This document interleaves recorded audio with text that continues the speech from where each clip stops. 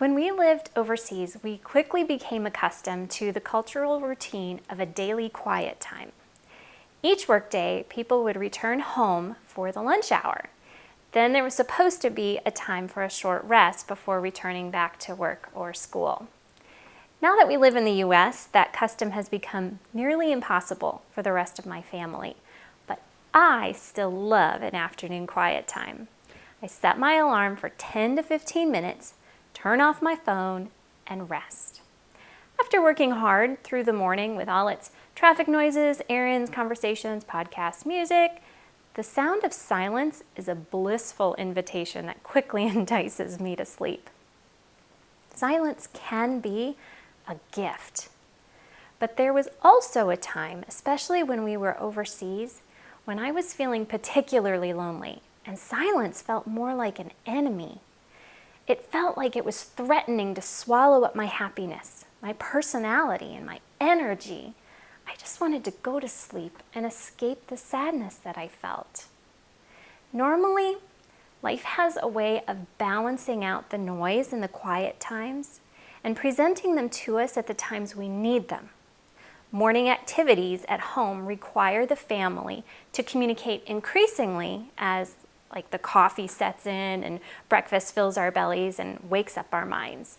We feel increasingly energetic for the tasks ahead. We work through the day engaging in conversations with friends and coworkers, bank tellers, the lady in the lunch line. We listen to podcasts or the radio during our commute to work and the school drop-off and pickup line. Then as the evening begins to come to a close, the noises begin to turn down their volume. The world becomes increasingly quiet until all is silent and we're ready for sleep again. Isolation, however, has a way of taking away all the sounds that we didn't even realize we relied on so heavily. The momentum of business can carry on through a few days of quiet at home, but too much quiet, and you'll soon find yourself slowing down like a battery that's petering out. Don't let the gift of quiet sabotage your happiness and productivity. You have to be intentional about the sounds with which you surround yourself.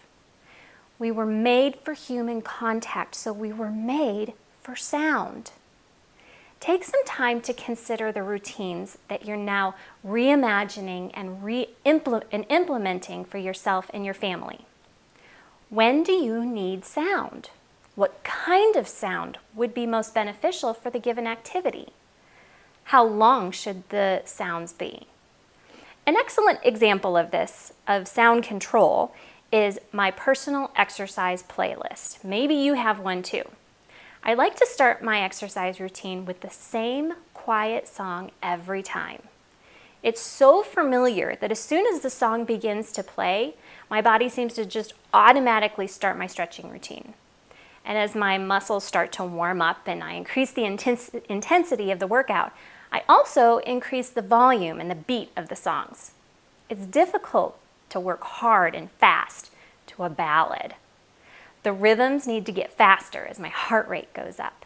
And then as the workout winds down, I start to cool off and I turn down the volume and slow the songs again. Another example of this is the holidays. For most people, Christmas music and the sound of football games signals our brains that festivities are coming. When we were overseas, though, I would play recorded football games just because of the sounds that they added to our house and the way that they made me feel. So what kind of sounds do you need in your family? For our son, who is an extrovert, the quietness of social distancing is particularly challenging. I've encouraged him to keep his music on, sing to it, dance to it, keep moving. He needs sounds in order to not feel the weight of isolation. I know this because I feel it too. I've downloaded Spotify on my phone and I can link it to the speaker in our house and be surrounded by all kinds of voices that keep my heart happy. In addition to the first temptation, which is letting silence hover over your home, another temptation is to match the kind of sounds you play to how you feel in a moment, rather than being intentional about how you want to feel. Are you feeling sad and lonely? Then don't play sappy ballads of lost lovers and misery and despair. Be intentional about the environment you want to create in your home and the way you want to feel. Play music to match this. Put on the Beach Boys. It's hard to feel blue with those California surfers' voices floating through your home. This is also part of why it's so hard sometimes to play worship music when you feel down. But it is exactly what you need to do. When you least feel like worshiping is likely when you need to worship the most. This is part of the spiritual battle. Your spiritual enemy does not want you to enjoy happiness and peace during this time.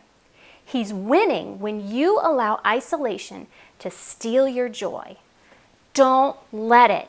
Fight. Fight with worship. King David said in Psalm 34:1, I will praise the Lord at all times.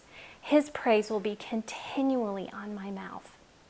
Let that be your declaration also. Let the praises rise. It will change the environment of your home entirely.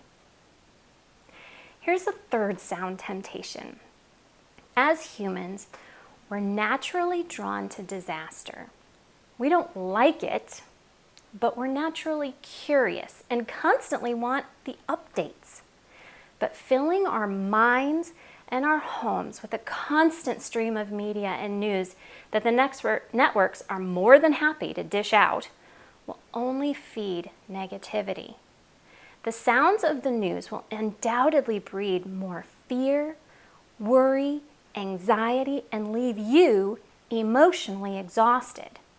You can easily know what you need to know by reading a few headlines and some key articles. This will keep your impulses to hear the news stories in endless cycles at bay and your nerves quieted. And when your nerves are calm, the people around you, especially your children, will benefit. Children automatically mirror our emotional states. So when we're stressed and anxious, they follow suit. When we're calm and at peace, they likely will be too. So here's my tip for today. It is control the sounds allowed in your home. Do yourself a favor and your family a favor and turn off the news and the TV. Save the sappy ballads for another time. Instead, update your playlist and pull out some old fun albums. Isolation is also a great time to start listening to instructive podcasts. Certainly, these will be healthier than binge watching your favorite shows. Your access to the internet gives you a world of information and education at your fingertips. What educational or inspiring audiobooks can you determine to get through? What novels can you perhaps enjoy with your entire family? If you discipline yourself to take advantage of these resources, you can come to the other side of social isolation with tools in your heart and in your mind that will position you to hit the ground running with new ideas and energy. This could be your most creative, productive, and peaceful season ever. Until tomorrow, I hope you see what God's placed in your life to bless your soul.